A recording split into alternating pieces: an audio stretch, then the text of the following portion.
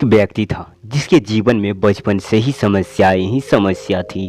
बचपन में ही उसके पिता की मृत्यु हो गई, जिस कारण कम उम्र में ही परिवार की जिम्मेदारियां उसके ऊपर आ गई। जवान होने के बाद जब उसका विवाह हुआ तब जिम्मेदारियां और परेशानियां दोनों अधिक बढ़ गई। इसी तरह उसके जीवन में परेशानियां लगी रहती। एक परेशानी खत्म होती तो दूसरी परेशानी शुरू हो जाती। इससे परेशान होकर व्यक्ति एक दिन एक प्रसिद्ध संत के पास पहुंचा। व्यक्ति ने संत से कहा, बाबा मुझे आप अपना शिष्य बना ले, मैं जीवन में बहुत परेशान हो गया हूँ और दुखी भी हूँ। संत बोले, ठीक है, तुम मुझे अपनी परेशानियां बताओ। व्यक्ति ने कहा, बाबा मेरे जीवन में बहुत परेशानी है, एक समस्या खत्म नहीं होती तो दूसरी शुरू हो जाती। इस कारण मैं तनाव और दुख में रहता हूँ और किसी काम में सफलता नहीं मिल पाती। बाबा ने कहा, ठीक है, मैं तुम्हारी परेशानियों का हल बताता हूँ, तुम मेरे साथ चलो। संत व्यक्ति को लेकर एक नदी के पास पहुँचे।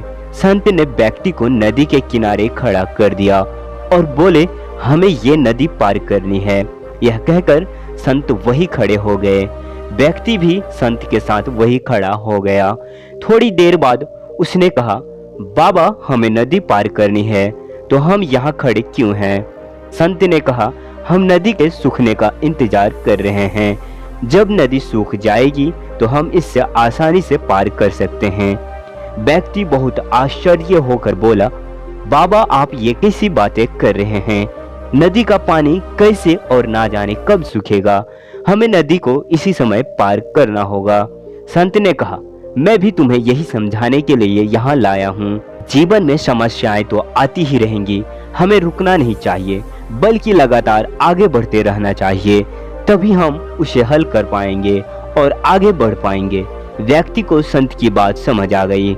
उसने अपनी सोच बदली और उसी दिन निश्चय कर लिया कि परिस्थिति कैसी भी हो, समस्या कोई भी हो, हमें उसे हल करते हुए अपनी सफलता की ओर आगे बढ़ते रहना चाहिए।